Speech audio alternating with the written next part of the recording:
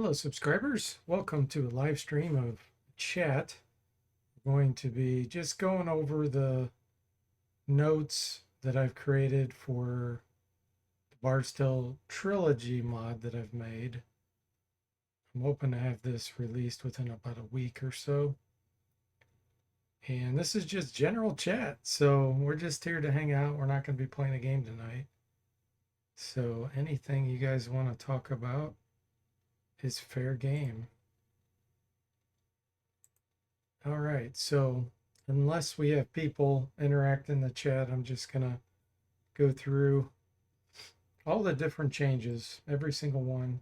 Well, every one that I've documented, because there's some that I haven't documented. So all of this is going to be on the Discord channel, which the video, when this gets uploaded to YouTube, will have the link below this. That's where you'll be able to see the notes, which I will update within the next week or so, potentially, and have a download link so you can get the mod. Mod essentially is going to be about 6 data files that you're just going to drop into a specific folder where you install the game, and that's it. You'll be off and running. So I came up with a general notes section where I wanted to kind of give the overall feel of what the intentions are for the mod. So the majority of the monsters were altered and balanced.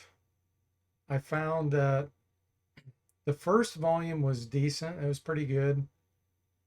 The second volume, right off the bat, the dungeon, starting dungeon, was really hard once you got to the third or fourth level of it for new parties. It was almost impossible to beat. It would be ridiculous. So I wanted to make it where you could start a new party in the second or the third, and then just go with that so you don't have to transfer characters if you don't want. So not only was the starting dungeon hard in Bard's Tale 2, but one of the problems with that game was as you got to about, I'd say, mid game, the hit points of the monsters started going up to kind of a ridiculous level. And by the end of the game, you had monsters that had 8,000 hit points, like regularly. And this was a huge problem because the spells that you would cast all became completely useless, and except for the top ones like Menger's Mallet, maybe death type spells, instant death type spells. So it forced you into playing a certain way, and that really bugged me. So I drastically reduced the hit points just to kind of give you a feel. In the first volume, in the original game, the most hit points that you start to see toward the end's like 100, 150-ish. And the second one, like I said, you were getting like 8,000 hit points. So spells like Star Flare, Menger's Mind Blade, Ice Storm, all those became useless. So I want to make it where you could still use your spells, a wide variety, and they would still be useful. So, all that being said, there are still some monsters that will have really high hit points, but we're not talking thousands in general. We're talking like maybe 3 to 800, and those would be like dragons, maybe titans, things that are intended to be massive. But the majority of monsters will fall between 50-ish to 150 to 200 hit points. Hey, Duncan, welcome to the stream. How are you doing? This is a different Dark Queen of Kryn than you have seen. Yeah, we're not to that yet. I still got to buy it. So, third volume was kind of like the second one. It got ridiculous. So, I had to update all that as well. And in doing those updates, there were tons of ramifications because summons versus trying to go for an all monster party. You know, the hit points thing was, when I lowered it that much, it drastically affected all kinds of things. So it had a cascading effect. Okay, I already talked about this. Of course, bosses, I left high hit points. Some of the other balance things I did was some monsters are more likely to hit the party now, including party members that get to minus 50 AC. So the game engine only allows you to go to minus 50 AC, but I can hex edit. The whole thing was done with hex editing, but I hex edited in some monsters that could go hit below 50. So like minus 60, for example. You might be saying, well, what good does that do if they can hit 50? Well, it's because the range of monsters to hit can be controlled. For example, a lot of monsters in all the Bard's Tales had a narrow range that they could hit. So it'd be like minus 10 to minus 22. So if your armor class was worse than minus 10, you were always hit. If your armor class was better than minus 22, you would never be hit. So the chance of being hit would only apply within the range. So I balanced all that out so that monsters that could hit potentially really low, like monks that might have a minus 50 armor class, I actually changed their low range so that they were more likely to miss as well. And so what that ended up doing was making it where monks could be hit even with minus 50 armor class, but maybe only 15% of the time. And then ones that had party members that had terrible armor classes might have a dodge chance, because if I set it to, let's say, the range from 5 to minus 60, then potentially, just a regular mage may be missed. Low chance, maybe 1 to 5%, but still, that's the types of adjustments I made there. And I had to test all this, of course, and I had to test it with many configurations, many types of buffs, like with a bard spell going, without a bard spell, with mages, with no mages. So that's why this has taken me a year to balance all this out and test it. Huge undertaking. Okay, many of the changes made to monsters were in order to make them more consistent with their names and abilities. For instance, in the original game, monks had critical hit ability on some of them, but player character monks did not. So I changed it so that monks instead wouldn't get critical hits anymore, but they would do more damage. So just trying to make things more consistent and logical. Let me see here. I provided more diverse attacks and spellcasting for the monsters, so it provides more of a challenge for the players, so that the players are encouraged to make better choices instead of just spamming Manger's Mallet, for example.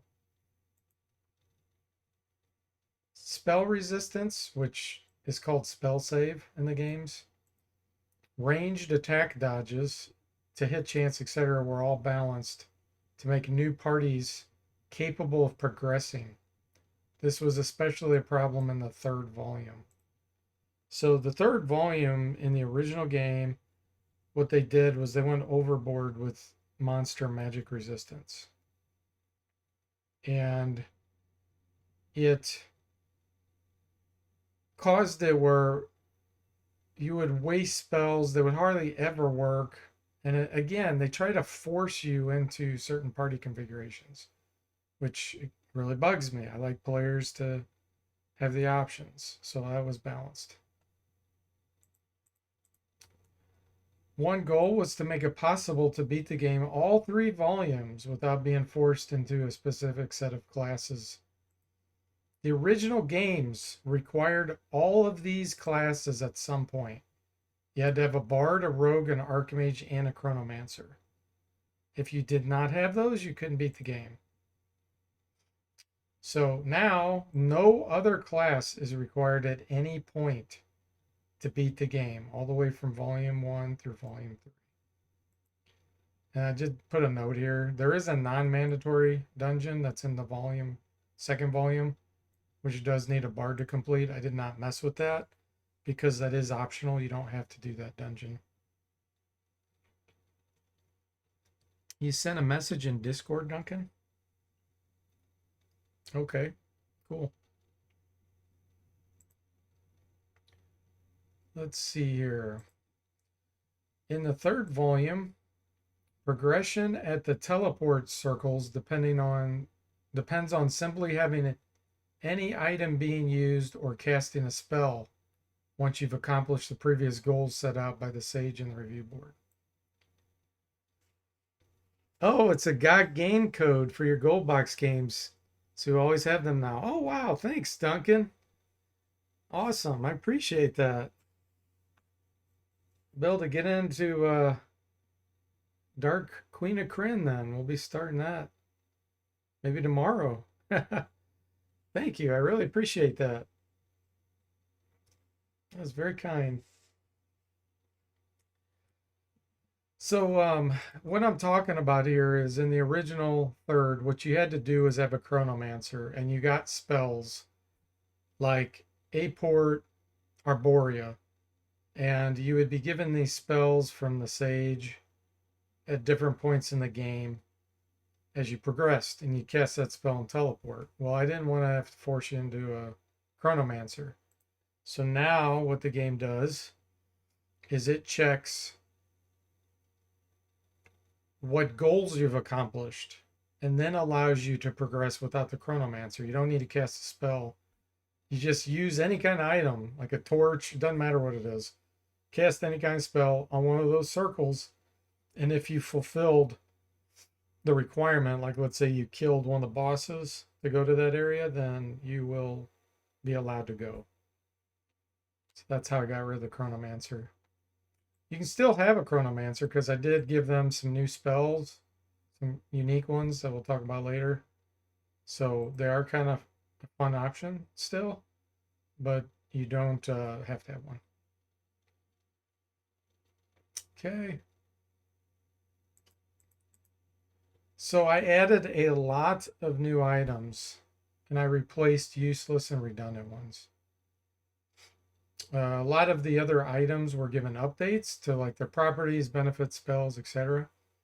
Part of the balancing was making specific items only usable by specific classes in order to give the players more options and flexibility.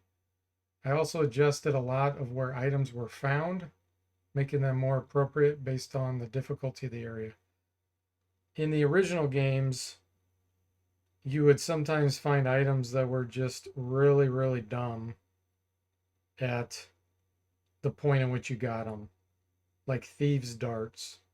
The amount of damage that thieves' darts would do and the volume of thieves' darts you'd find made them useless. You get like 1 to 4, they do like 4 to 32 damage, and you'd get them in Kyleran's tower. So completely useless by the time you got them. Balance that. Duncan says, Bard's Tale 1 to 3 Iron Man challenge with 5 warriors and 1 caster. That's right. You could do that. You could do 1 caster, all monsters now. You could do no casters, 1 fighter with several monsters. You could do all rogues, all casters. You can outbeat it however you want. Most monsters were extremely spell resistant in third volume. It's been corrected. Various arrow types were hard to come by, making bows almost useless in the games, especially since the shield and the offhand was much more beneficial. Now there's more arrows and arrow types that can be found, making missile weapons a viable option for players. Bards were pretty much a soft requirement in all the games because of the armor class lowering songs and magic resistant songs. Now it's more like an option for a player to choose a bard. So they're still really strong, but definitely not required. Oh, and I will say you do not have to intentionally grind in the games anymore. You can actually, and I tested it several times, you can go all the way through all 3 volumes without intentionally going back and forth into rooms. So that's pretty sweet. There's enough encounters where as long as you fight, I'd say half of them or 75% of them, you will do a natural progression right through the game and be at an appropriate level by the end of the game. Hey, Saz, welcome. How are you doing? I made Garth's shop more useful at the beginning of the game. So I added in health potions, oil flasks, and wolf figures. These are 3 new item types. It increases options for early game no caster or solo player character runs. Also introduced Garth's back into the 3rd volume. Garth's a clever fellow. That mean old Tarjan can't put him down. Rumor has it Roscoe may be somewhere in the ruins of Scarabray as well. So that always bugged me that there was no shop in the 3rd volume. That's been fixed. Duncan says, a shame they don't have characters with multiple attacks attack multiple times instead of lumping the damage in one attack. I know they did that in the Bard's Tale construction set. Yes, that would have been cool. Unfortunately, I can't hex edit that. But yeah, that would have been cool. Where you could chop down one enemy, then chop the second one. Yep. However, the multiple attack thing, one of the advantages is there are some spells that give damage boost per attack, like Mage Gauntlets or Ogre Strength or the strength of your character. So the stronger you are, the more damage you're going to do with the number of attacks. So there's a little benefit to it, but not like you were saying where you could almost, swipe down multiples in the same round. Let's see. In general, I made it easier to get to minus 50 armor class now because I added new items and more boosts with spells. But also some monsters are able to hit lower, like minus 60, minus 65. The curse and word of death type spells, for example, could reduce their chance to get closer to only being maybe minus 50-ish. So you can take advantage of things like that to offset these type of monsters if you really wanted to. So this prevents monks from being invincible to melee attacks, but still be useful. This can lead to a more balanced party where a bard or a spellcaster isn't necessary all the time. The only class that will be necessary to... this is wrong. There are no classes necessary. I needed to update the note. Originally, I thought I was going to have to require an Archmage, but nope, I even got rid of that. Duncan says something like that would be best with the old Might Magic 1 and 2 games. Especially 2, since you can fight up to 255 enemies, would be nice. Having those 17 attacks strike different foes. Yes, absolutely. I mean, the good news is you can keep going round-wise. And I've given more options for non-characters to have area of effect attacks with items. So that's pretty cool. Summons became useless fairly early on in the 2nd volume and definitely by the 3rd volume. It's been corrected. Some were useless, like the blast dragon that you can get from a dragon figure. Its breath attack had almost no chance of ever working. So I've tested all that, balanced it all out. I made summon spells have potential benefits and flexibility options for players. In other words, just always summoning the highest level spell may not always give the best results in all fights. Some summons will have unique traits that give them advantages and disadvantages versus specific enemy types. Some may also benefit a specific party configuration better than others. So that's something I've always strived to do, is make it where the player can be more strategic with all that kind of stuff. Okay, it's now possible to create a brand new party in any of the third volumes and not transfer anything and still beat all the volumes. Second volume made it very difficult. Third made it close to impossible without a ridiculous amount of grinding. Okay. I distributed monster pictures, including females, more evenly across the games instead of having all of them isolated to a specific game. This will help with variety a bit. So anyone that's played these has seen, and it makes sense because the game came out and they came out separately, that like Bard's Tale 1 had a certain set of pictures. Bard's Tale 2 had a totally different set of pictures. Same with third. So I've actually taken those pictures and some of the monster types and have distributed them across all the volumes. There's still going to be like, Bard's Tale 1 will have majority of pictures from the first, but you're going to occasionally see some from the second and third mixed in there, and same goes for the others.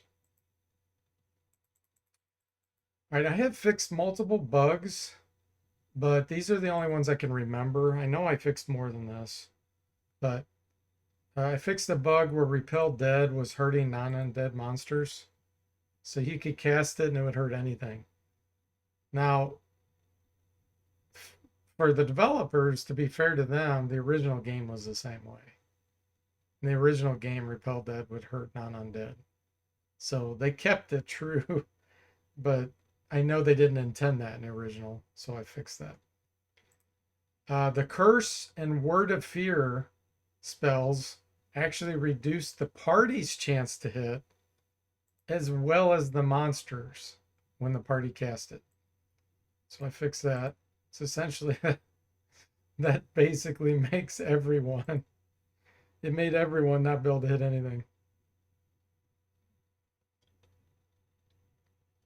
Okay. I found 3 spells that were pretty much broken that didn't do anything. Battle Skill, Wrath of Valhalla, and Freeze Foes. I fixed those and adjusted their hit bonus. Another bug, the Vanquisher Summon, which could only be used by a bard. It's a figurine by a bard.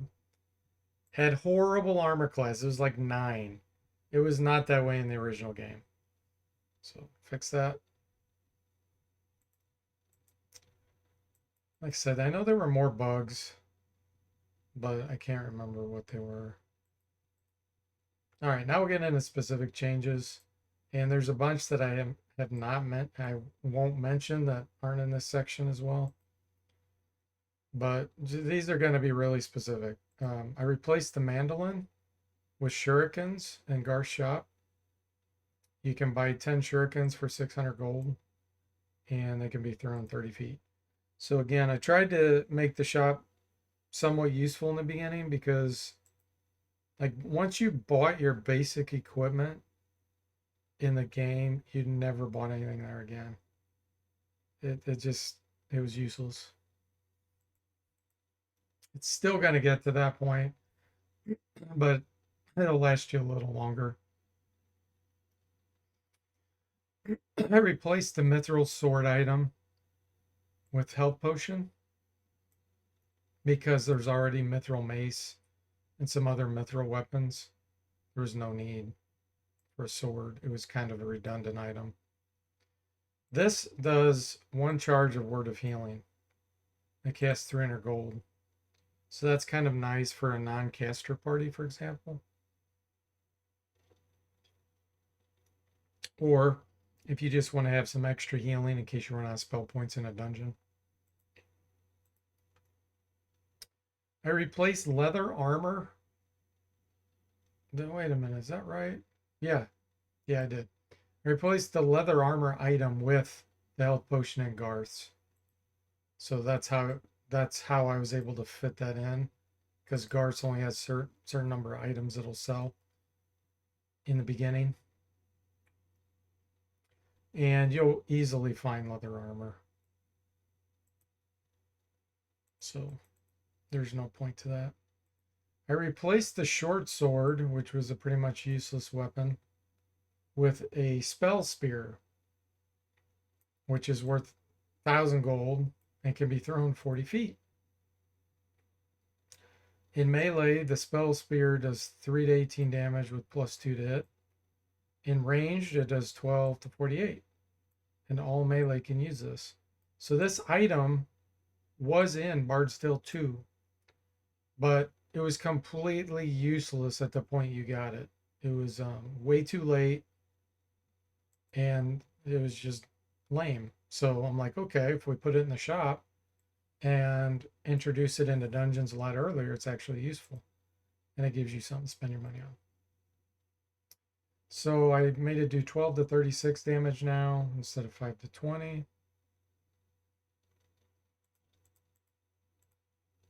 So I added a new item type called a ground disarm that only rogues can use.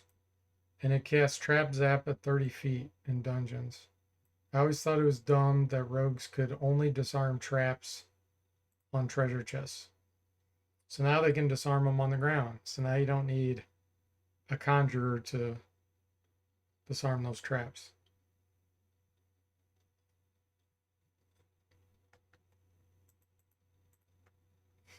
I made the Pure Blade, which is a paladin only item, have Flesh Anew ability. Flesh Anew is a spell that heals 10 to 40 hit points on the whole party. I increased the cost from 400 to 5,000. It can have up to 10 charges.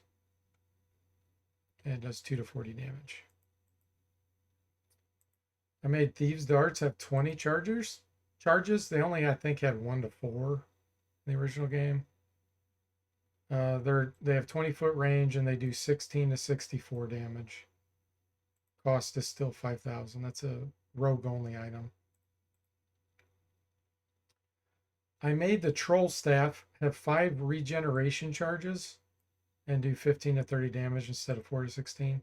So this was found in Bard's Tale 2, and all it did was give you hit point regen, 1 per few seconds. It was not helpful. So now it has the spell regeneration, which heals all hit points on 1 character. So that can be very useful. So, and the hit point regen, I should say, it's useful early on, but by the time you get this, it was pretty much useless. I reduced the Staff of Lore charges from 35 to 4 at the max. Cost increased from 1,000 to 3,500. And I left the restoration spell in there. So the reason why this was reduced, restoration, this spell is so ridiculously strong. It heals all hit points on the whole party. It cures insanity and poison on all of them. And chances are you will find multiples of these over time. So 35 charges was ridiculous. It made it where you had pretty much unlimited constant healing of everything. So balanced. I made the War Staff give -4 armor class. I just put in here in parentheses, imagine it being great for parrying. The damage remains 4 to 32. So by the time you found this, you had better weapons. No one would ever equip this. You'd usually have the shield staff equipped.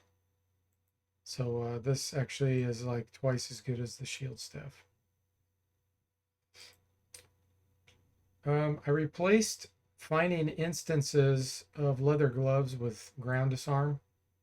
So in general, if you could find these in certain areas, you'll probably be finding some of these. I made Oskan's Ogre Strength spell make characters do plus 18 damage per attack instead of the original plus 6. This plus 6 was a joke. It didn't help you at all, and you'd never cast it. I changed Death Star's quantity from 4 to 12. This is a hunter only item.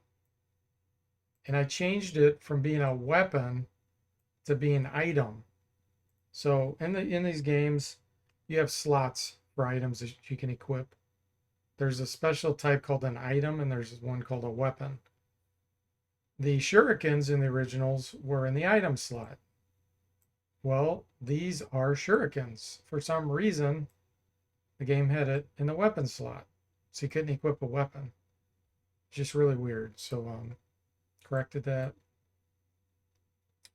Changed cost from 8,000 or 800 to 5,000, and I made them plus 40 hit. These do ridiculous damage. Hunters usually will get a critical hit anyway, but okay, I changed shuriken charges from 5 to 10, increased the price from 300 600. I made the Thief Dagger give -3 armor class and have up to 12 charges of locate traps for the rogue. Nice way again, have make the rogue more useful. I made a boomerang usable by paladins and hunters, and I removed the monk from being able to use it. It's now an offhand instead of the item slot, and changed the price from 500 to 300, and you can find them in the Bard's Tale 1 now. It was only Bard's Tale 2 originally. I made the deadly ring not usable by monks, and I changed the damage from 100 to 300 to 50 to 100.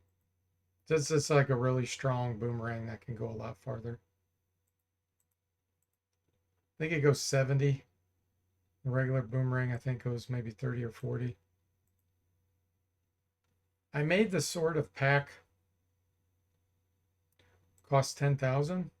It was 3,000. And it uses the Lesser Summoning spell, which I have converted to be Molten Man. It summons Molten Man. It's good for this item because only warriors and hunters can use the Sword of Pack. And Molten Man is an area of effect breath attack, fire attack. So this essentially allows warriors and hunters to now have a summon in the party without any casters that can do area of effect.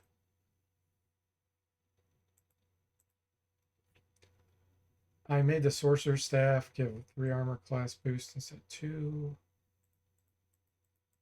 Okay, this was important. I have renamed the Crystal Sword to become a Crystal Staff. I reduced the damage from 4 to 49 to 8 to 25. And I made it usable by everyone so that you don't need a specific class. So Bard's Tale 1, at some point you have to use a Crystal Sword against a certain enemy, and only certain classes could equip that. So you could not progress on in the game without having one of those classes. I also made it provide hit point regen when it's equipped. So it can be an interesting type item now, potentially even for casters. if you want to do like an all caster run.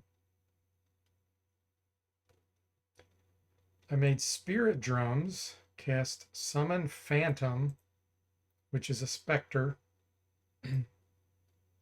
instead of lesser summoning, which used to be lesser demons, which is now molten man. So the bard can now summon specters.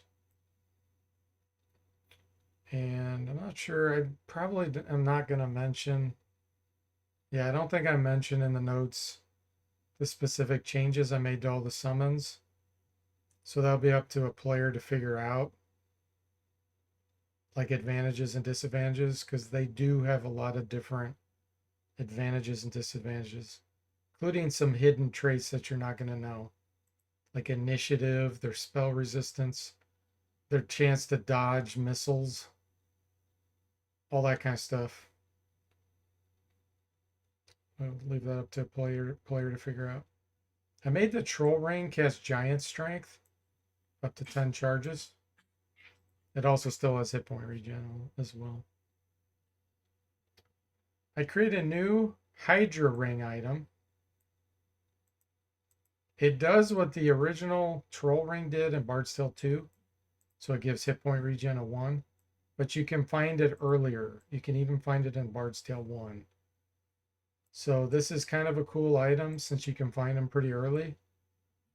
And take advantage of that hit point regen, because that does fall off at some point in the game where it's just too slow of a regen. I made the Bard Sword much more rare and only found later in the game. All the Bard items that give unlimited songs, in my opinion, were found way too early. And it made the Bard way too strong. So now you do have to concentrate more on drinks at the tavern or wine skins and things like that. But you will eventually find these. It's just much later. Made Song Axe more rare. Same deal. I replaced the Blast Mandolin because there's already a Blast Harp with a new item type called Bite Gauntlets. They give -4 armor class and give you +5 to hit. And they have up to 50 charges of Manger's Mind Fist. So this is a single target spell that can go pretty good range. It's either 60 or 80 max, I don't remember. And the psionic damage. So this is good for non-caster parties. Or you just want to have a warrior, somebody that can do those types of things, they can do it with this. So anyone that can wear regular gauntlets can equip this. Made the Hawk Blade a +3 to hit. It was only +1. And it made this weapon kind of... It didn't really have any benefits compared to other weapons you're finding at that. I made the Blood Axe +4 to hit. It was only +2. And I gave it 50 charges of Mage Gauntlets, which that spell now affects the entire party. And I moved it. So it was I think it was a 2nd level spell. I moved it to 5th level mage. And now it gives damage bonus for the whole party when they hit melee range. So this is a hunter only item, I think. So that gives hunters the ability to boost the rest of the melee attackers' damage, which is pretty cool. You're going to see all these different types of combos that I've come up with to give options. That's why I did all this. You'll probably, if you're a veteran to the game, you might start realizing like, wow, oh yeah, and I can do this, I can do that.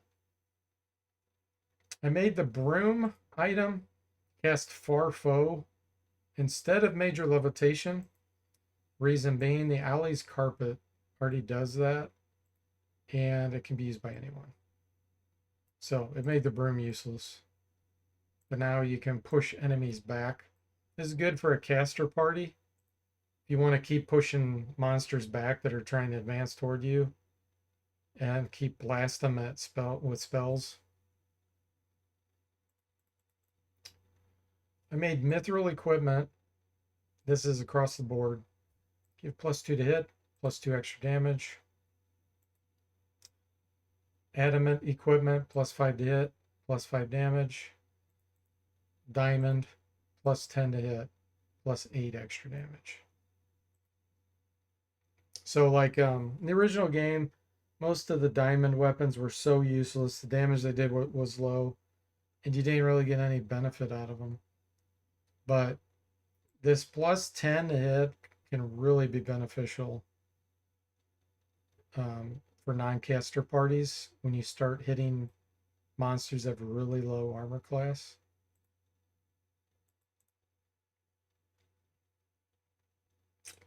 I made mithril arrows do 7 to 40 damage instead of 7 to 28. Range stays at 50, but I increased the chance to hit by 2. I made the Demon Bane spell hit a group instead of a single target, and the range was increased from 70 to 80. Holy Water. That spell was so useless. So now it does 9 to 80 damage at 50 feet instead of 6 to 24 at 10.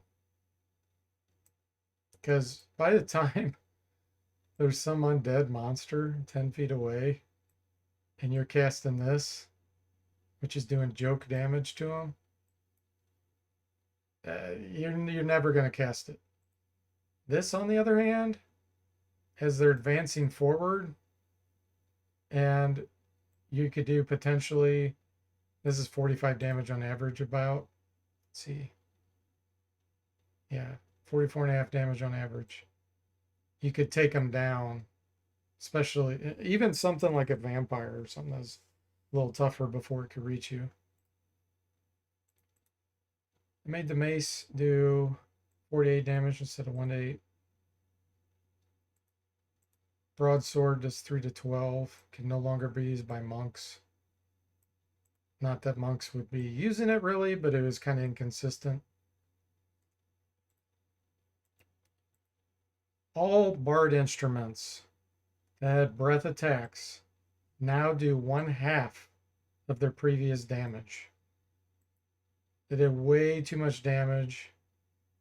You get way too many with too many charges. So the easiest thing for me to do is to cut the damage in half. So Cold Harp, which is the weakest, does 4 to 16. And all of them hit a group, all the breath attacks.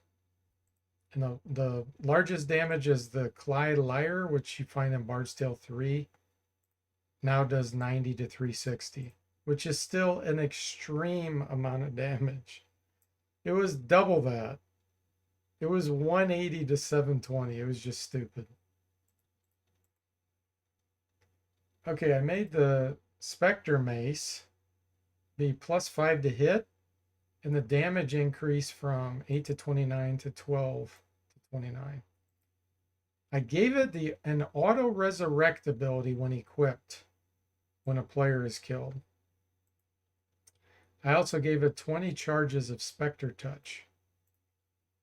So, why did I do this?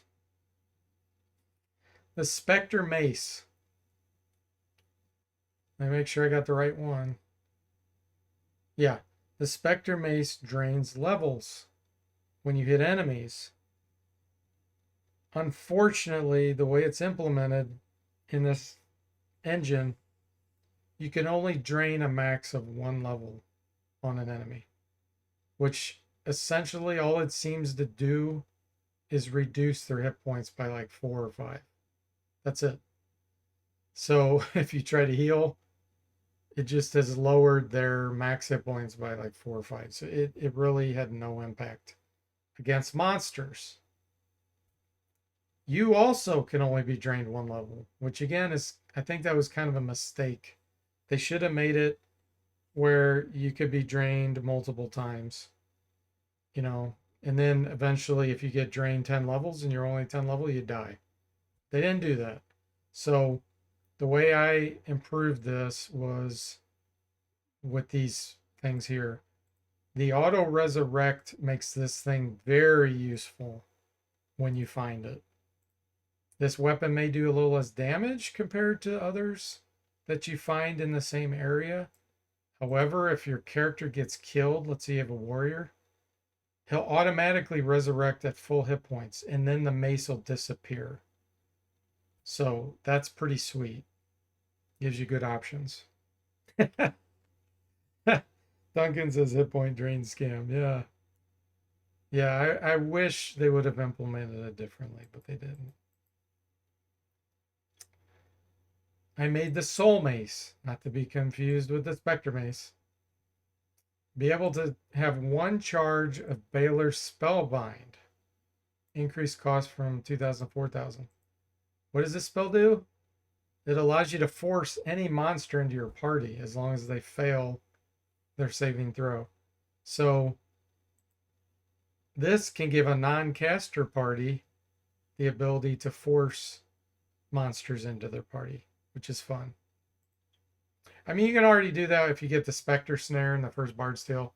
That's the end of the game, and that's if you find it, and then you have to transfer your characters with that. With this, you could start in the second volume, brand new party, find one of these, and still then have Baylor's Spellbind. I renamed the Ogre Wand to a Titan Rod and made it summoned Wind Titans. So the story behind this is the Ogre Wand didn't summon ogres. It summoned storm giants, which always made me laugh. And the other part to this story is there were 2 ogres in the spell list in the game. There were wind ogres, which sorcerers could summon, and there were real ogres, which conjurers summon.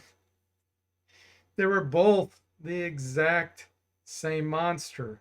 It's just one was wind, so it could be dispelled by anything that would detect illusions, and the other wouldn't. But that was it. So I'm like, no, I'm not doing that. I'm replacing the wind ogre, because by the time you get a sorcerer that can do that, you will never summon a wind ogre. It's useless with a wind titan. Wind titans are a heck of a lot tougher, but they're not quite as tough as storm giants. So they're good brutes that you can put at the front of the party if you have if you're low on meat shields and you have an all-caster party. So the Titan Rod summons titans. Long story, but that's the deal behind that. Okay, I added a new item called the P-Mitt. And you may guess what that is. I'm not going to tell you what it is, but that's what it is. It's for warriors only. -5 armor class. So that's the best type of armor you can get on the hands for warriors. Because what I found was pretty early, I shouldn't say pretty early, by about mid-game, warriors almost became useless compared to paladins. Paladins just overcame them, and you really had no advantage to be a warrior. So I've given some special items that only warriors can use to still give advantages and disadvantages compared to both of them. And that being one, warriors in general will be able to find things where they can get their armor class lower than paladins. And this can cast Kyleren's invisibility. Max charges of 40. So that gives if you want to do a warrior only run, the ability to lower armor class of the party. For paladins, I made the pure shield give -5 armor class and hit point regen. So before it did not do that. It was just kind of a lame shield. Like you'll find diamond shields and things later that were better, and then you're like, why would a paladin ever equip this anymore? I gave it 20 charges of repel dead. So paladin only run or warrior paladin mix, you can now do area of effect repel dead against undead.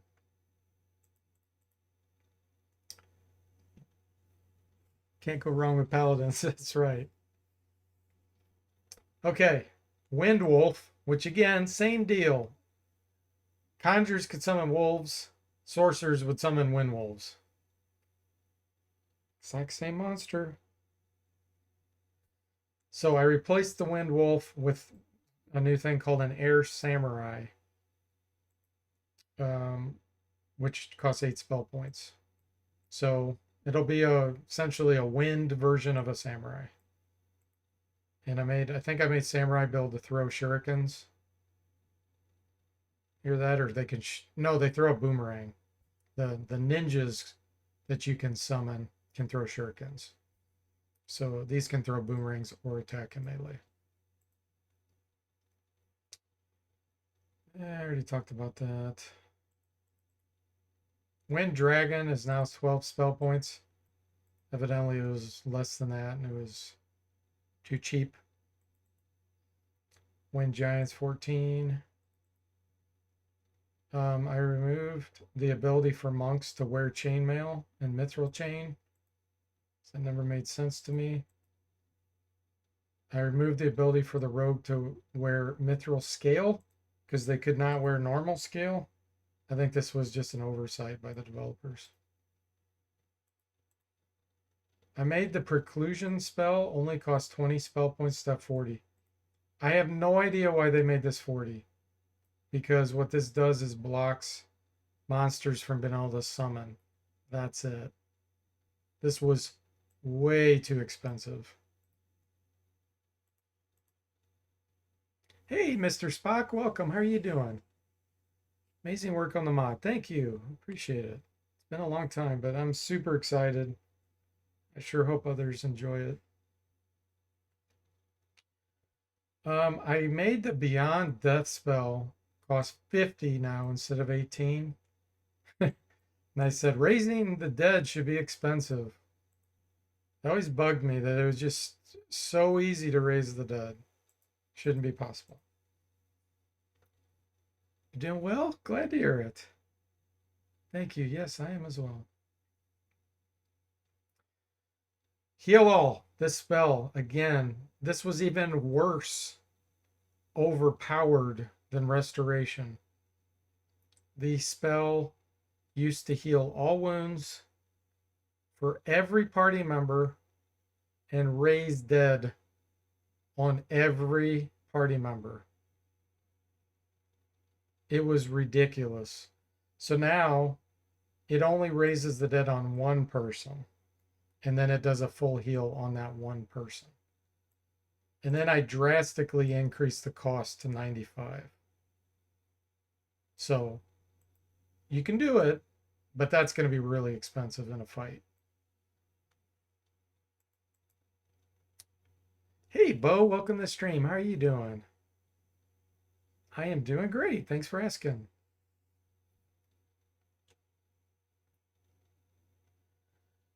Okay, let's see. I made Ag's arrows go 70 instead of 90. Why did I do this? Because Ag's arrows give you +7 to hit when you equip them. And Zen arrows don't. And Zen arrows can go 90. So this gives players more thinking. They have to figure out, do I want to get that extra 20 range to hit those pesky casters that won't advance with Zen arrows? Or do I want to increase my chance to hit by a good amount and hit most monsters within 70 feet? Hey, Zachary, welcome to the stream. How are you doing? He says, which version of Bard's Tale is this a mod for? This is for the game called the Bard's Tale Trilogy, which was released in 2019. It covers all 3 of the volumes. So I don't know if you're familiar with that, but the Bard's Tale Trilogy was a remake of all 3 games wrapped into one. Hey, Moody, welcome. How are you doing? 8 out of 10. Glad to hear it. Glad that you're not a 7. You doing good, Bo? That's great.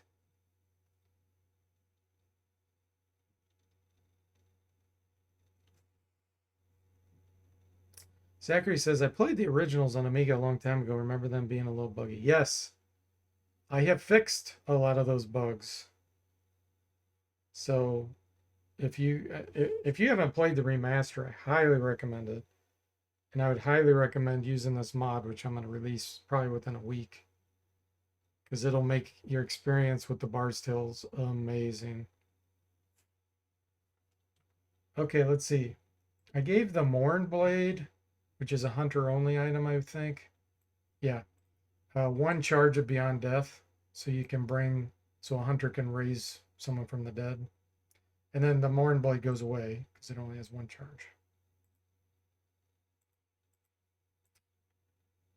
The third Bard's Tale had an item called the Hunter Blade, which was only usable by hunters. This item does 64 to 640 damage. But that's made no sense for a hunter because hunters always do critical hits at the point in which you get these. So what I did was I changed it to something called a Proton Blade, which is only usable by geomancers. Why did I do that? Because geomancers lose their multiple attacks. So now a geomancer can do a good amount of damage. I also gave it the ability to regen hit points and spell points. And can have 80 charges of anti-magic. So pretty cool item if you decide to go the geomancer route. I'm gonna go get a drink, guys. I'm gonna take a try to break my voice is getting a little raw here. Back in about 2 minutes.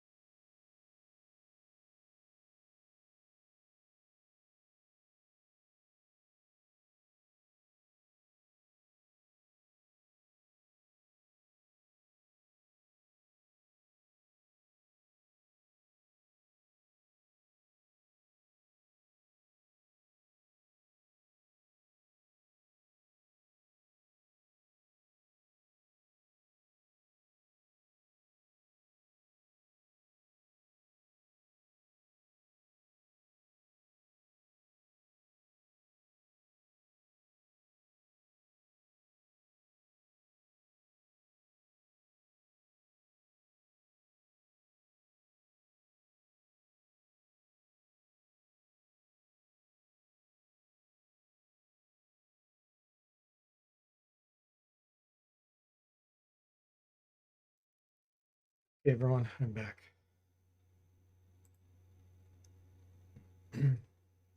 Let's see. I changed the spirit helm to summon spirit, which is a lich, instead of lesser summoning, which used to be a lesser demon in Molten Man. There were like 3 items in the original game that would summon lesser demons. It is just kind of redundant, so give more variety. I made the Bard bow now provide unlimited songs, in case you want to have that for your bard. I made the diamond sword provide breath protection, which could actually be pretty darn strong. So think of the breath ring that would protect you from breath attacks like dragons and all kinds of other things. This does less damage in general than some of the other weapons you could find by the time you find it, but this is a pretty good benefit. Plus, I mentioned earlier, plus 10 to hit with diamond weapons. Duncan says, still sounds better than any summoning in the gold box games. Ah, yes. Although, it was pretty sweet summoning those Biddlemoanders where they could paralyze the enemies. That was strong. But that was only in the Biddlemoander dimension.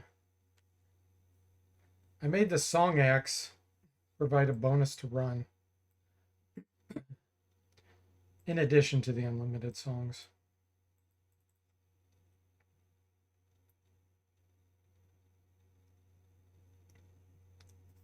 I made the Bard's Sword provide hit point regen, in addition to unlimited songs.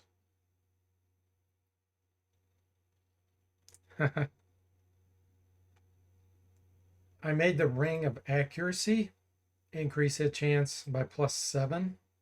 It was only +3. And you would never equip this because you'd have like a shield ring or something else. So now this gives you good options to actually, not have to worry about hitting enemies quite as much. Ark's Hammer, 5 to 42 damage now. Decreased price of Whiz Wands from 120,000 to 40,000. This was just ridiculous. I mean, you're gonna have so much money it's gonna be ridiculous anyway. But I try to at least mitigate it a little bit. If you do a non-caster run, actually, money may become an issue at some point because not being able to heal and rely on the temple a lot, I could see you spending all your money because I did try that once and I was broke a lot. I replaced Molten Horn with Rogue Boots. These are for rogues only. They give -3 armor class. And here's something pretty cool. They give the Earth Song spell, which locates all traps on a level. 10 charges.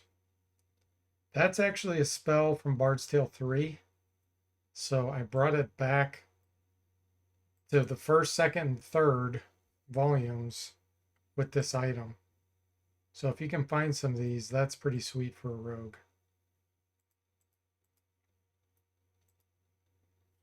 I replaced Molten Mandolin because there's already a Molten Harp and Molten Flute with a new item type called Silver Solarets, which is -3 armor class for warriors and paladins.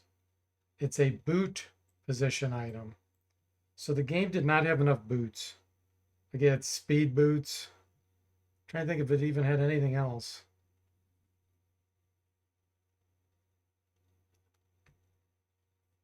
It might have only been speed boots.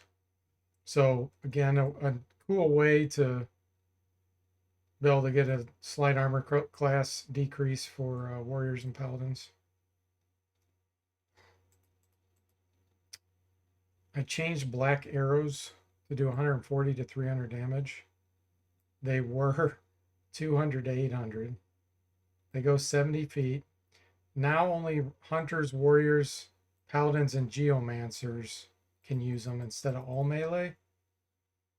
Why did they do that? Black arrows hit an entire group. I don't know if you guys knew that or not. So essentially, shooting one arrow, you'll do 140 to 300 damage to the whole group. I changed the Sword of Czar's range, or not range, ranged damage to 96 to 184 instead of 96 to 384. So you can see I shaved off 200 damage at the top. Again, most monsters' hit points have been reduced a lot, especially mid to late game and Bard's Tale 2 and 3.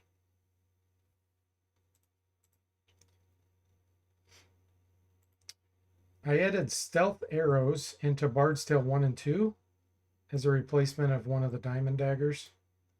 And I made the damage do 50 to 110. This is a hunter only item. And when hunters equip them, it lowers their armor class.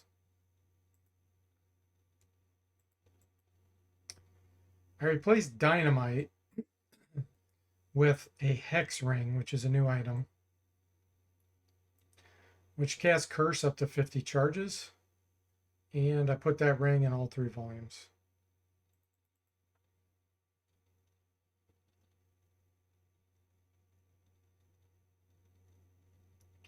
The reason why I got rid of dynamite is because there's also grenade.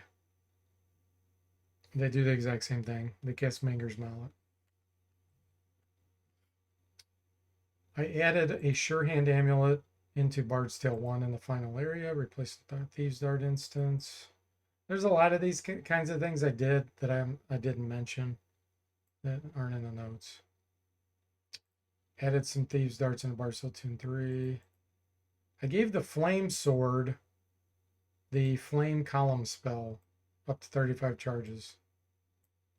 Area of Effect, Flame Column spell for non-casters. It was kind of dumb that it didn't cast anything, in my opinion. I made the Holy Sword cast Heal All instead of Greater Revelation and gave it up to 2 charges. So remember, Heal All raises you from the dead and heals all the hit points. Super strong. So you'll have to decide if you want to use up that last charge on your Holy Sword and have it disappear. It's a paladin only item.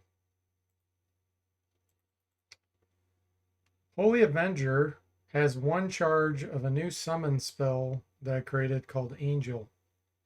And it'll summon an angel into the party instead of Greater Revelation.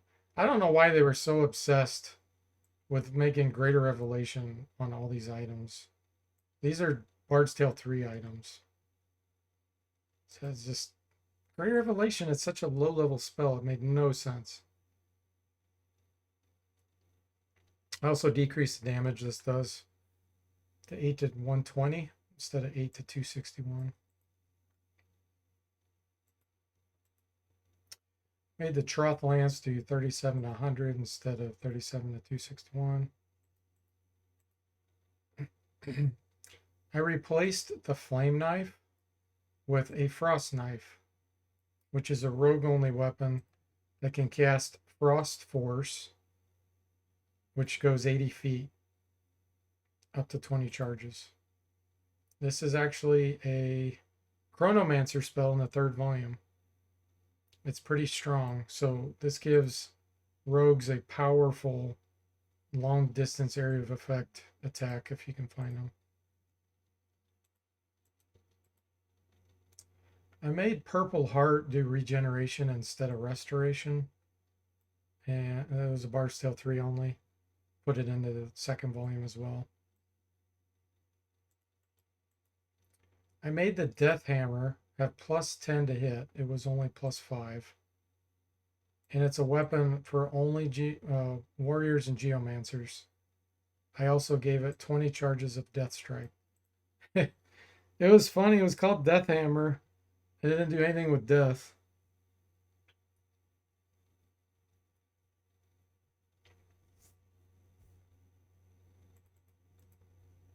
I changed Holy TNT, which again was the same as Grenade and Dynamite.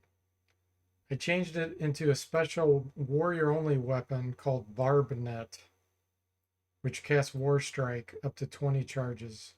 And this can be found pretty early on in the games. So the thought and intention behind this is it's a barbed net that you throw over the enemies, kind of like a magic. I don't know if you would call it magical, but barbs that do massive damage when you throw them onto the enemy, and it'll cover a group. So War Strike really, I think it only does like 5 to 20 damage, but getting these early on for warriors could be cool, especially if you have a warrior only party. Replace the Holy Hand Grenade yet again, just like a regular grenade, with the Barbarian's Helm. It's a warrior and geomancer only item. It gives +6 armor class on the head, +1 to hit.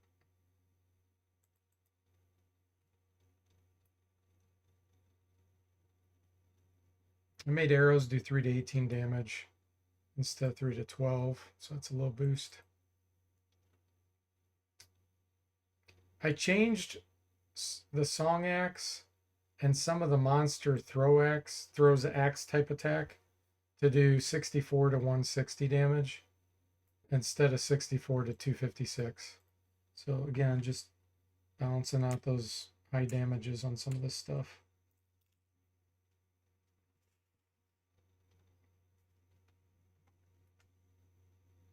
Okay.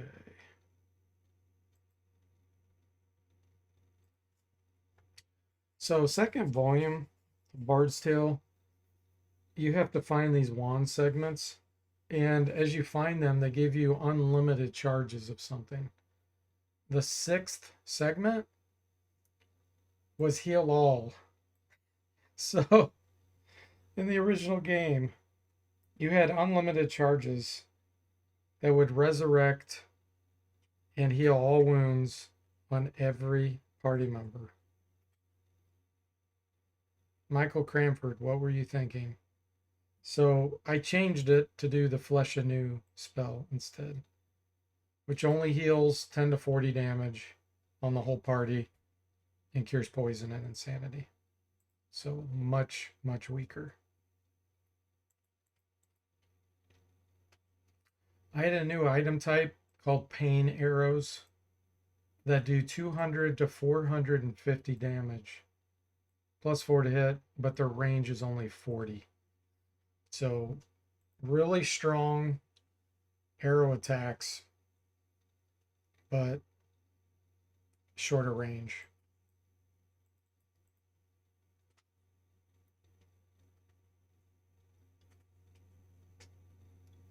Okay, another new item type called the Oil Flask. It does 10 to 64 damage to a group of monsters 20 feet away. Only has 1 charge. It can be used by any class. The purpose of this is you can buy these in Garth's shop. They hog up 1 item slot, and you're limited on your inventory. So it gives a way to do area of effect spells for non-casters really early on, and it gives you something to spend your money on. I think they're 500 gold pieces each. I don't remember. I'm pretty sure it's something like that. Yeah, Oil Flask, very old school. Yep.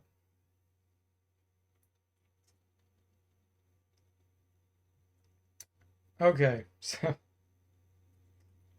the third Bard's Tale had a special item slot called Suit. So you have armor, that's 1 slot, weapon, item, helm, or head. So they have this one called Suit. I was like, what the? And you would wear like a diamond suit or mithril suit, even if you had armor on. So you'd have chest armor on, and then all of a sudden you can put a diamond suit on. I know why they did it. They did it because they wanted you to be able to get low armor class.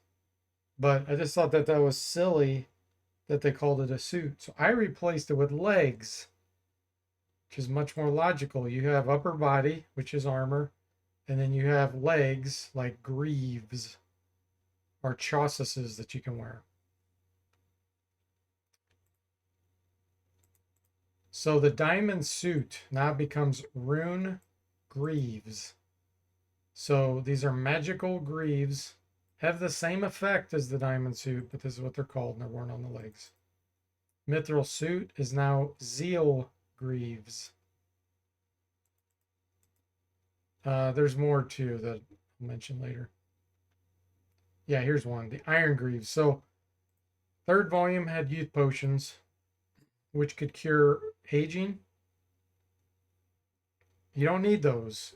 Temple can cure age, and the Chronomancer, if you get one in your party, can cure age.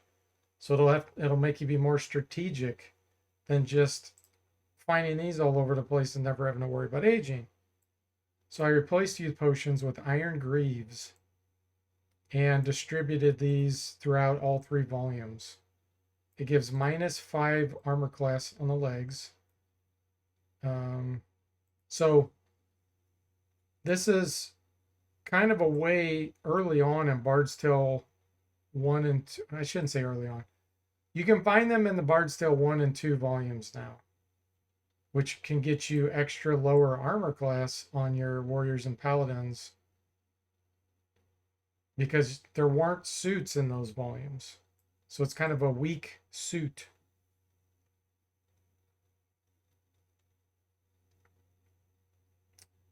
Wand of Fury now casts Manger's Mind Blade and can have up to 20 charges. And you can find these much earlier. By the time you'd find them, they were useless in the 3rd volume. I changed this thing called Callie's Garrote into Chain Chausses, which is -3 leg armor. And again, these can be worn by anyone that can wear chainmail. So these can actually give like rogues the ability to get an extra -3 armor class in case you want to have an all rogue party. Bards, you can find these, probably around mid-game, maybe a little earlier in the other volumes. I renamed God's Blade to Laser Blade. So that was more appropriate. I made a thrown Keel's axe do 20 to 100 damage instead of 9 to 36. So Keel's axe is a weird weapon when you get it. It does poison, but poison only does 1 damage per round to enemies. So by the time you get that, it's there's no point in equipping it. You're already going to have a weapon that can do something better or similar. So since they only have 1 charge when you throw them, I figured I would make it do a really good amount of damage, and it may allow you to keep them in your inventory, party inventory, and throw them. Find some use out of them. I changed the Thunder Sword to have Whack'em's Wizard War up to 60 charges instead of, here again, the obsessiveness of the developers to give greater revelation. They want everybody to have greater revelation on every item. So now you can have a really strong attack spell. I think this does 50 to 200 damage to a group up to 50 feet away. So pretty cool for non-casters. I removed an exclamation point from the description of Arcast in the Bard's Tale 2 answer. the text showed an exclamation point, but the input wouldn't accept it. Scam. In Bard's Tale 3, I decreased the chance for monsters to successfully summon others and greatly decreased the frequency of this. It was super annoying and it was not challenging. They would just constantly be like summon, summon, summon. And I'm not talking about the spells. It would be calls for help, calls for help, calls for help. So if you had 20, they would all do it. And you'd end up with 40 of them the next round. It didn't make it hard, it just made it tedious. I made the Word of Fear spell reach 90 feet. And I changed the mischance from -1 to -2. That's what it used to be. To -8 now. This has a really good impact, whether the monsters cast on you or you cast it on them. The -1 to -2 didn't even work. That's what it was set at, but it was broken. It didn't work. There's one thing I found in the engine is some of the spells have multiple effects that they can have, and I found only the last effect would work. And the attribute that they had changed on the second part of this, the last one, didn't impact chance to hit. And I tested and tested and it did nothing. I could not figure out what it affected. So from all I could tell, it was completely useless, did nothing. So now it's actually very useful. I made air armor provide -4 armor class instead of -2. That's because this is cast only on the caster. So -2 on a caster is kind of a joke. I made Sorcerer Shield provide -1 armor class to the entire party instead of just -2 for the caster. So that's a lot more beneficial, and it's an earlier armor class booster in the game. I think that's a conjure spell. Also helps summons, if you're doing like an all monster or mostly monster party, you can give them a little boost early on. Okay. Yes. This one. This took me ages to get right, but I finally got it. So there's a spell in the game called Poison Strike. It's a level 4 conjure spell. It would hit one enemy 10 feet away and poison them. That's all it did. Poison does 1 damage per round. Now think about this. This is a level 4 conjure spell. When you already have War Strike, which goes twice as far, that does 5 to 20 damage to a whole group. Poison Strike was absolutely useless. So what did I do?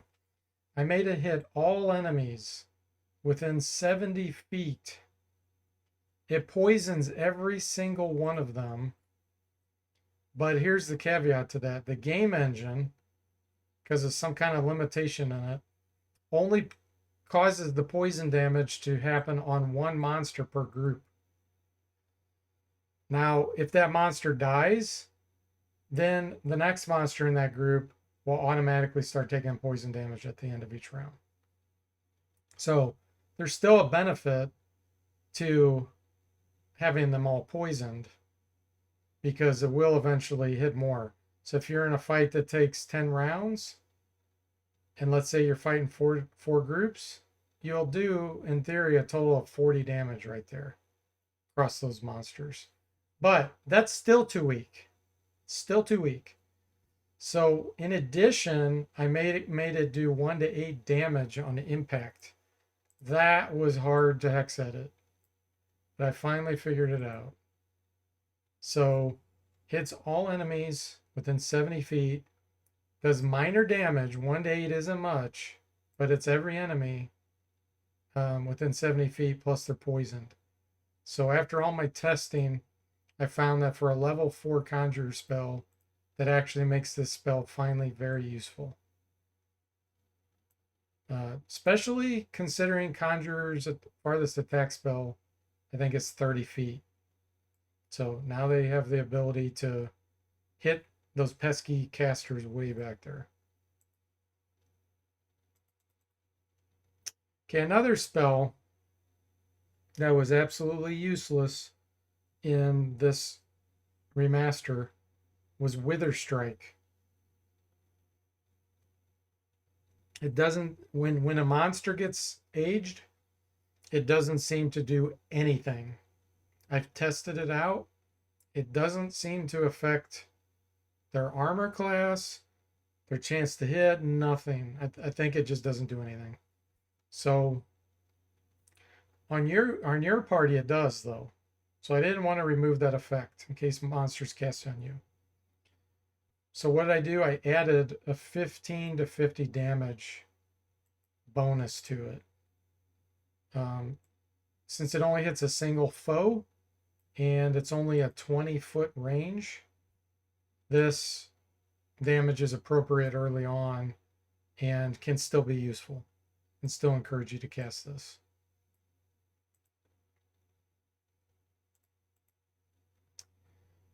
Okay, I made the curse spell affect all enemies within 30 feet. And I changed the mischance from -3. It used to be -3 to -5. Now it's -6. But again, because of that bug I talked about in Word of Fear, this did not work. Curse did not work. So this does work now. And it effectively makes it -6 chance to hit. I made battle skill improve your chance to hit by 8. It was only 2. You'd never cast it. It wouldn't be useful. I made Wrath of Valhalla improve your chance to hit by 10 and damage increase by 20. When I tested this, it did nothing. Again, it was broken. So that's useful now. I boosted the freeze foes spell to give a +10 chance to hit on whatever was targeted. It was only +2. So why did I make it that high for this spell when it's kind of a lower level spell? The reason is because the enemies can resist it, first of all, and it only applies to a single group. So like, let's just take battle skill as an example. When you cast that on a player character, there's no chance to resist. You just get +8 to hit on everything you attack. With this, it's only a single group. They can resist. And once the group's dead, you don't get that bonus anymore, if you're fighting 3 or 4 groups. So this needed to be higher to balance it. There's a Chronomancer spell in the 3rd volume called Shadow Shield. It's kind of like Ybarra's Mystical Shield. It gave a -40 armor class. That's not nearly good enough by the time you get this. And since Chronomancer spells are limited, I boosted it to -8.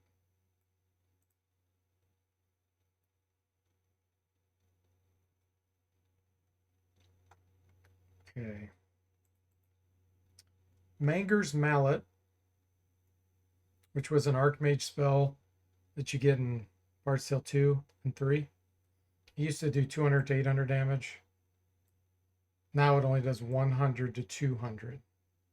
Remember, I've reduced the hit points of the monsters a lot. So it still goes 90 feet, hits every enemy, but does less damage. Spell points is 80. Very expensive. This is a Chronomancer spell, Frost Force. I made the damage do 50 to 160. It used to be 50 to 400.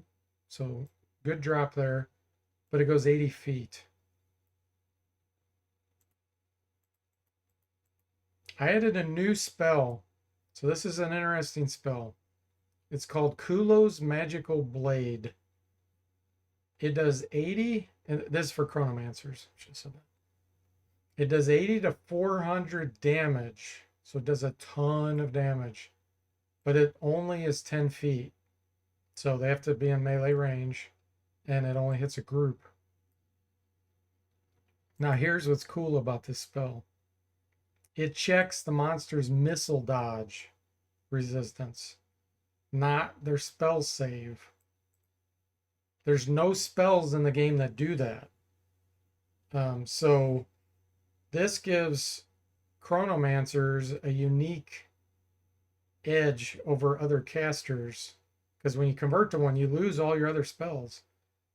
This gives them the ability to hit certain things that are super magic resistant but could be hit by ranged weapons. And it's an area of effect. So imagine like an area of effect ranged attack against enemies that are magic resistant. So it gives some pretty cool options there. Same with this spell, Piercing Arrows.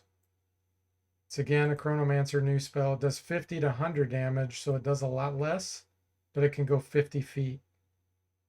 And again, checks the monster's dodge resistance.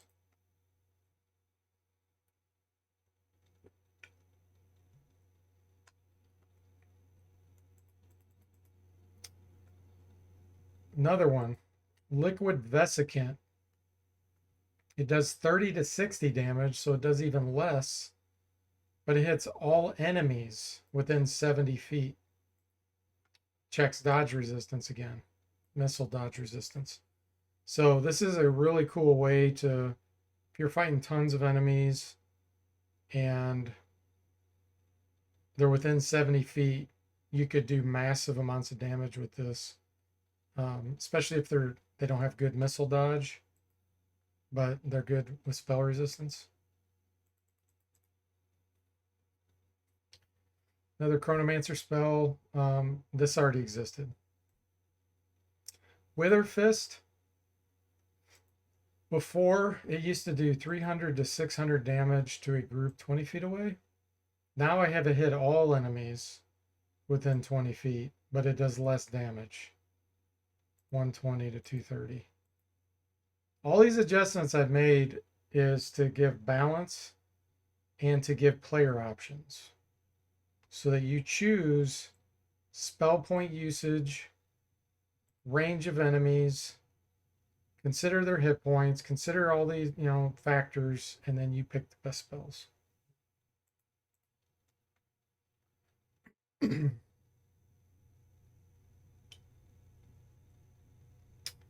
I made the Godfire Chronomancer spell do 90 to 300 damage, but it only goes 40. It used to do 60 to 240 at 80. So less range, moderate range, but good amount of damage. I reduced the cost of Far Death. It's only 40 spell points now instead of 50. Far Death kills anything, single target 30 feet away. I made Fatal Fist do 150 to 300 damage to all enemies within 90 feet. It's 100 spell points. It used to do 400 to 1500. So drastic reduce there.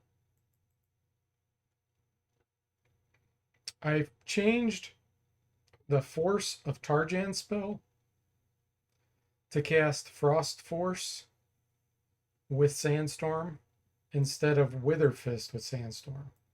So it does less damage, but this can go farther. This can go 80 feet instead of the 20 or whatever it was.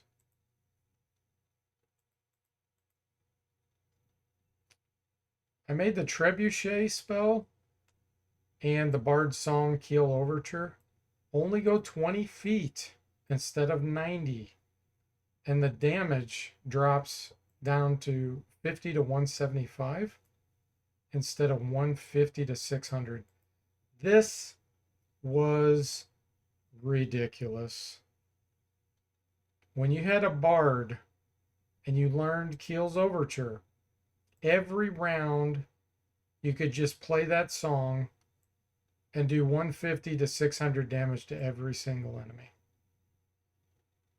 It was stupid. It just broke the game. So this completely fixes it. I made Phase Blur provide -3 AC instead of the joke -1.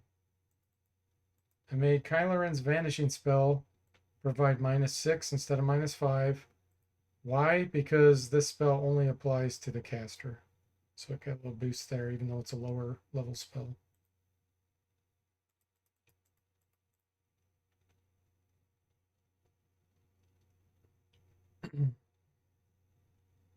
All right, so the gist of this is I moved the Stone Touch spell to be a level 1 Geomancer spell.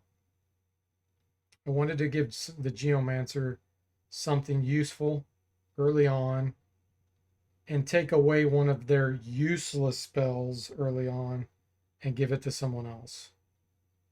By the time, and okay, so Geomancer level 1. It had 2 spells that dealt with traps. It had one that would reveal all the traps on a level, and it had one that would disarm all the traps on that level. One was 5 spell points, one was 8. Why would you ever cast a spell to locate all the traps when you could use 3 more spell points and just disarm all the traps? So that's the spell I swapped.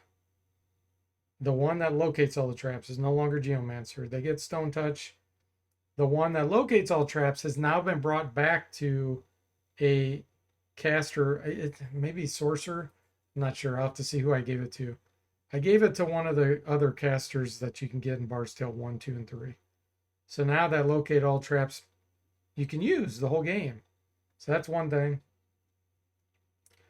The other thing I did was I swapped Mage Gauntlets with Acker's Animated Sword. I made Acker's Animated Sword level 2, Mage Gauntlets level 5. Mage Gauntlets got buffed, so it works on all party members instead of one. That's fantastic if you have an all monster party and your casters. Or you just got a bunch of fighters and one caster. It's great. It was useless otherwise. You would never cast it. So now, as a second level summon spell, a mage can summon this animated sword in a battle. And it would probably be before you would have a recruit in your party. And the animated sword could actually be useful.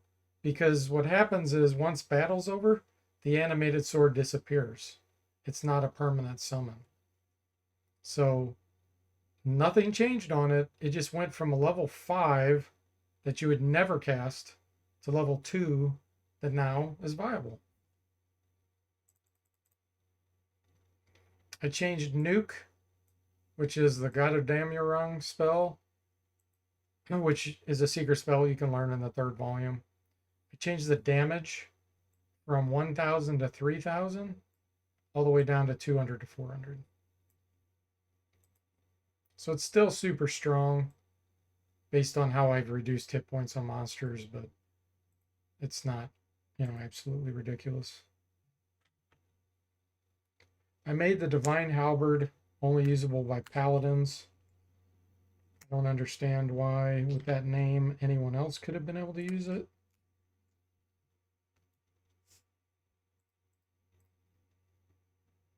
So this is a hunter-only island item, the Eel Skin Tunic. I made it give luck chant charges, 20 charges of that. and a +4 to hit. Also, the armor class boost is now -6 instead of -4. This helps. By the time you find this in the third volume, this helps hunters tremendously. Luck Chant essentially boosts your chance to hit and dodge by, I think, 8 for combat for the whole party. So this can be very useful. There's an item called the Book, which I think is supposed to be referring to a Bible. It now provides a luck bonus when you equip it. And for those that don't know, luck impacts your chance to resist spells and breath attacks.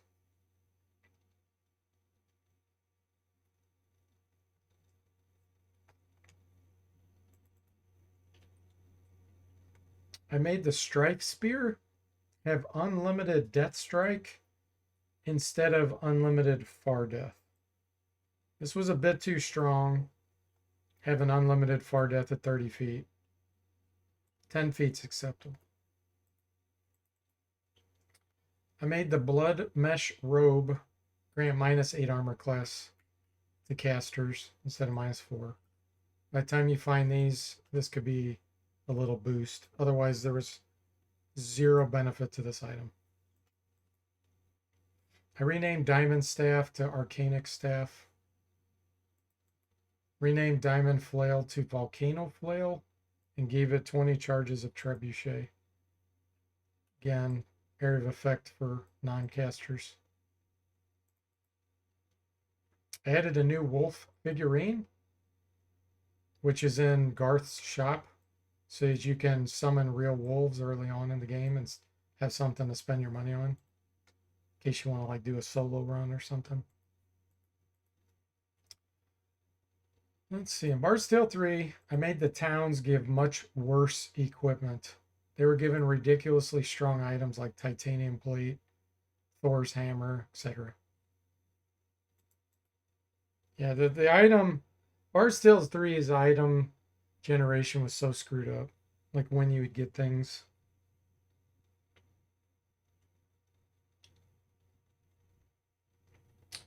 I added mimic type monsters or doppelgangers back into Bard's Tale 2 and 3. So watch for the empty character slots. So for those that don't know what that means, if you have an empty character slot, mimics and doppelgangers can jump into your party and they will appear as one of your characters. You won't know which is your character, and they'll actually take on the exact attributes and abilities of that character. And then you have to either kill both the characters or cast a spell like Disbelief where you can reveal which one is bad and make them vanish. For some reason, that was only in Bard's Tale 1. So I put them into 2 and 3. Well, actually, hold on a minute. No, the second one did have. The third didn't have it. That's what it was. The third did not have it. So those are the notes I have. Like I said, there's many more changes besides that too, but it gives you a good feel for how many things were changed. All right, guys. Well, I guess that's it. So thanks for watching. I hope you enjoyed it, and I'll see you next time.